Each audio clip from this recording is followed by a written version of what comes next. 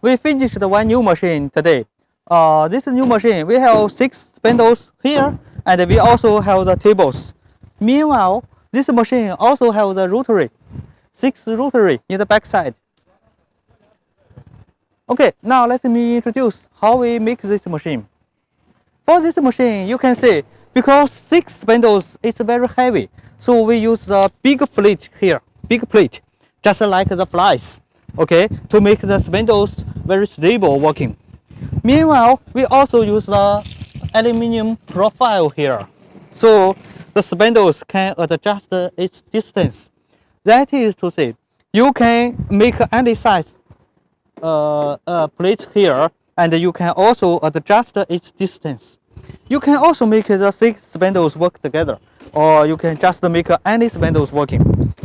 So for the table, that is to say, you work with the plate. For example, you work with the plate. Then we put the plate here. Then the spindles work the plate with the table. But if you don't want to work the plate, if you want to work with rotary, we also can use our rotary. Making.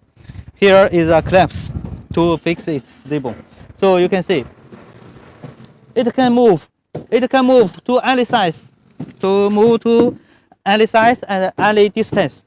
If you work with rotary, then move here. Then install the rotary to here.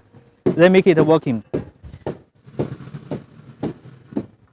If you don't work with rotary, then back, make it at back, and fix it.